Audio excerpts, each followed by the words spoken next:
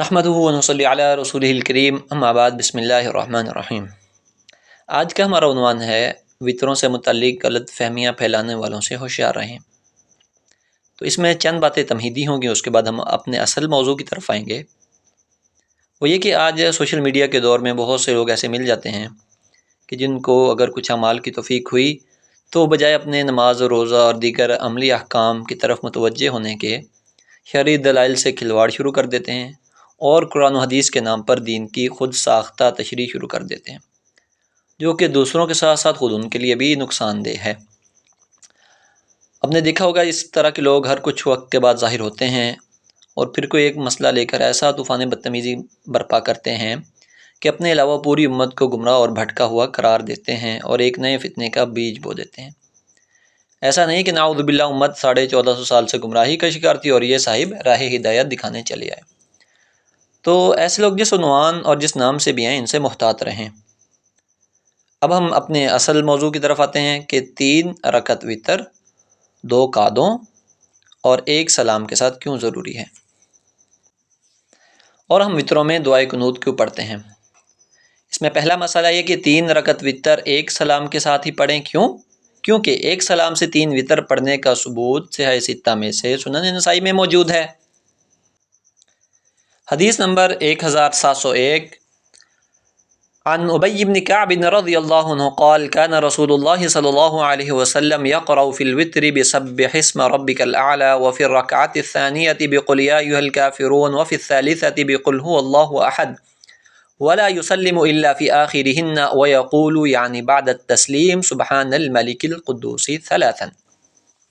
حضرت ابی بن کعب رضی اللہ عنہ فرماتے ہیں کہ رسول اللہ صلی اللہ علیہ وسلم وتر میں سورۃ الاعلیٰ، دوسری رکعت میں سورۃ الکافرون، تیسری رکعت میں سورۃ الاخلاص تلاوت فرماتے اور آپ صلی اللہ علیہ وسلم صرف آخر میں ہی سلام پھیرا کرتے اور سلام کے بعد 3 مرتبہ سبحان الملک القدوس پڑھتے۔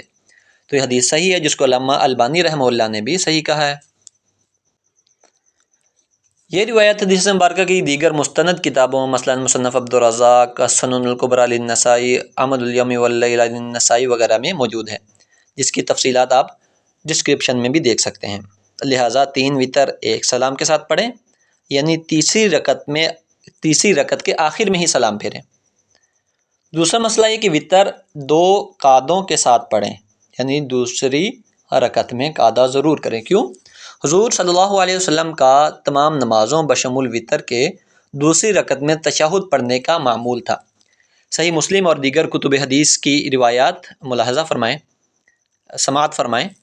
عن عائشہ رضی اللہ عنہا قالت كان رسول اللہ صلی اللہ علیہ وسلم يستفتح الصلاة بالتکبیر وكان يقول في كل ركعتين التحیہ۔ صحیح مسلم حدیث نمبر 498۔ حضرت عائشہ رضی اللہ عنہ نے فرمایا رسول اللہ صلی اللہ علیہ وسلم نماز کا آغاز تکبیر سے کرتے تھے اور آپ صلی اللہ علیہ وسلم فرماتے تھے کہ ہر 2 رکعتوں میں تشہد ہے۔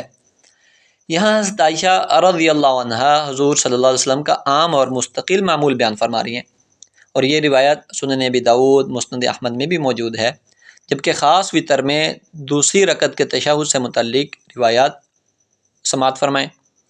معجم الاوسط للطبرانی میں روایت ہے نمبر 7170۔ حضرت عائشہ رضی اللہ عنہ فرماتی ہیں کہ رسول اللہ صلی اللہ علیہ وسلم نے فرمایا وتر 3 رکعت ہیں جیسے کہ مغرب کی نماز۔ اسی طرح حضرت عبداللہ بن مسعود رضی اللہ عنہ، ان سے روایت ہے مصنف ابن ابی شیبہ، موطا امام مالک میں الفاظ کے تھوڑے سے فرق کے ساتھ موجود ہے کہ وتر 3 رکعت ہیں جیسے کہ مغرب کی نماز۔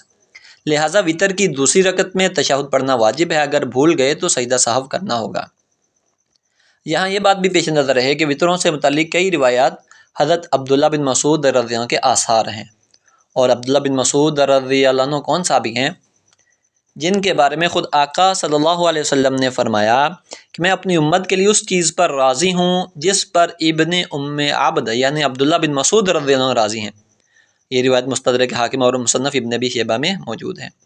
اسی طرح بخاری شریف میں حضرت حذیفہ رضی اللہ عنہ فرماتے ہیں، جس کا مفہوم اور خلاصہ یوں ہے کہ میں نے حضور نبی کریم صلی اللہ علیہ وسلم کی اتباع میں، آپ کی سیرت، روش اور اطوار کی اتباع میں حضرت عبداللہ بن مسعود رضی اللہ عنہ سے زیادہ قریب آپ کے کسی کو نہیں پایا۔ تو لہٰذا جو انہوں نے جس چیز کو امت کے لیے پسند کیا ہے تو ہمیں بھی اس چیز کو پسند کرنا ہے، اور تیسرا اور آخری مسئلہ ہے وطروں میں دعائے قنوت سے متعلق۔ تو ہم وطروں میں جو دعائے قنوت پڑھتے ہیں یہ بھی حدیث مبارکہ کی کتابوں مثلا مصنف ابن ابی شیبہ، مصنف عبدالرزاق وغیرہ میں مختلف الفاظ کے ساتھ موجود ہے۔ ہم عام طور پر جن الفاظ کے ساتھ پڑھتے ہیں تو وہ الفاظ عبداللہ بن مسعود رضی اللہ عنہ کی روایت صحیح ہیں۔ ان ابی عبد الرحمن قال علمنا ابن مسعود، ابو عبد الرحمن کہتے ہیں کہ ہمیں حضرت عبداللہ بن مسعود رضی اللہ عنہ نے قنوت ان الفاظ کے ساتھ سکھائی: اللہم انا نستعینک ونستغفرک ونؤمن بک ونثنی علیک الخیر ولا نکفرک ونخلع ونترک من یفجرک، اللہم ایاک نعبد ولک نصلی ونسجد والیک نسعی ونحفد ونرجو رحمتک ونخشى عذابک ان عذابک الجد بالکفار ملحق۔ مصنف ابن ابی شیبہ روایت نمبر 6893۔ اس طرح ہم اضافہ کرتے ہیں ونتوکل علیک، یہ الفاظ مصنف ابن ابی شیبہ کی دوسری روایت میں موجود ہیں۔ ونشکرک کے الفاظ مصنف عبدالرزاق اور شرح معانی الآثار میں موجود ہیں۔ لہٰذا ہمارے یہاں جو دعائے قنوت کتابوں میں لکھی ہوتی ہے اسی کا اہتمام کیا جائے۔ البتہ اگر کوئی ساتھ قنوت نازلہ کی دعا یعنی اللہم اہدنی فی من ہدیت وعافنی فی من عافیت ملا لے تو اچھی بات ہے۔ ہاں، اس میں اتنی گنجائش ہے کہ جس کو دعائے قنوت یاد نہ ہو وہ اس کو یاد کرنے کی کوشش کرتا رہے، اور جب تک یاد نہ ہو تو قرآن پاک یا حدیث مبارکہ کی دیگر دعاؤں میں سے کوئی دعا مانگ سکتا ہے۔ تو آخر میں دعا ہے کہ اللہ تعالی ہمیں دین کی صحیح سمجھ نصیب فرمائیں، اس پر عمل کی توفیق عطا فرمائیں، اور دین کے نام پر بے دینی پھیلانے والے شریر لوگوں سے محفوظ رکھیں۔ آمین۔ وآخر دعوانا ان الحمد للہ رب العالمین۔